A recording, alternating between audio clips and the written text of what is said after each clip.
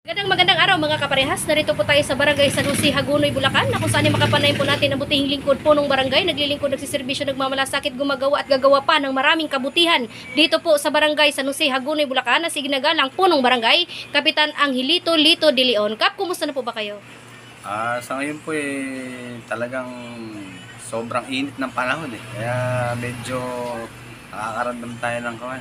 Hindi maganda. Okay, Akap, may tanong ko lang po, kumusta na po ba sa ngayon ang ating barangay? Sa ngayon po everything is under control. Kaya po marami tayong kababaryo na natutuwa dahil nagagampanan po namin ang aming tungkulin at obligasyon dito sa aming baryo. Okay. Akap, may tanong ko lang po, kumusta na po ba sa ngayon ang katahimikan sa ating barangay? Sa ngayon po ini-implement po namin yung curfew hours. Ito po sa pamumuno ng aking hepe na nagpuput patrol sila gabi-gabi para po mabantayan ang seguridad ng aking mga kababaryo. Lalo-lalo na po sa mga kabataan na mga nagsisipag-gala-gala sa lansangan sa 10 oras ng gabi. Okay, kung para sa inyo, Kap, regarding dyan sa ating fish and order, ano po mga batas na pinapatupad mo dyan, Kap, upang matili po ang katahimikan sa ating nasasakupan? Ayun nga po, binabantayan ng mabuti at 24 hours po ang kanilang duty sa barangay. Sinasamahan din namin ng mamubuli sa mga illegal muffler, yung mga maingay na tambucho. Okay, so dito naman po tayo, Kap, sa kalinisan. Regarding naman po sa kalinisan, ito po aming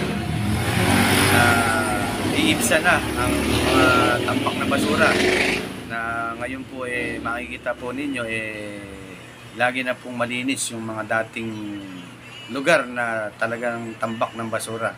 At ito po binigyan na din po namin sila ng mga babala na ilabas na lang po nila yung kanilang basura sa araw na itinakda ng barangay ng Lunes, Miyerkules at Biyernes sa umaga. At ito po hahakutin ng ating mga masisipag na basurero at tayo po naman meron tayong sariling garbage truck.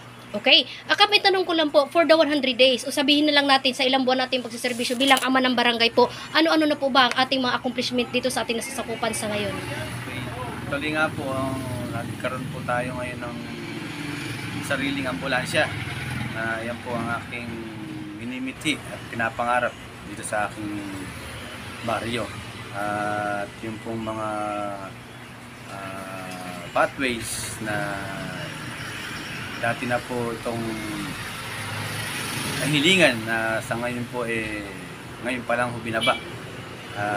Ibinagkaloob sa atin po ng ating mga kaibigan sa politiko. Okay. Akap, kumpara naman po sa inyo, ano po ba dapat natutukan o bigyan pang priority dito sa ating barangay sa pag-unlad po nito? Actually, ang priority ko din po yung pong mga senior, mga PWD, na magkaroon po sila ng regular na check-up dito sa aking nasasakupan at mabigyan din po sila ng mga libreng gamot na hindi po manggagaling sa kanilang bulsa o manggagaling po ito sa mga tulong ng aking mga kaibigan sa politiko. Okay, so Akap, ganito na lang po, mensahe na lang, Kap, sa ating mga minamahal na mga kabarangay na patuloy sila isumusunod sa inyong mga magandang batas na pinapatupad dito sa Barangay San Jose. Para po sa aking mga kabarangay, ang aking pong hiling sa inyo makipag-coordinate po kayo, makiisa po kayo para po sa ikatatagumpay at ikagaganda ng aking mga pangarap o minimiti dito sa ating baryo.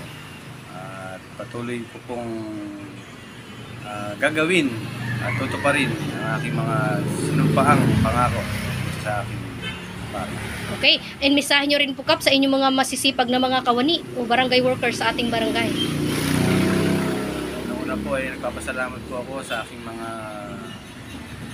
kasangguni sa buong barangay, sa aking mga staff na masisipag at talagang pong binibigay nila ang kanilang kakayahan para po mapaganda at mapaayos ang daloy ng gawain sa loob ng aking tanggapan.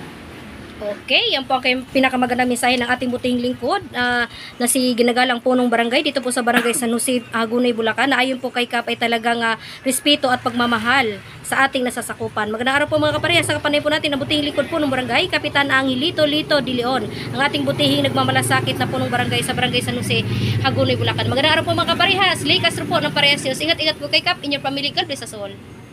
Mabuhay po kayo Kap hanggat gusto ninyo. Buhay!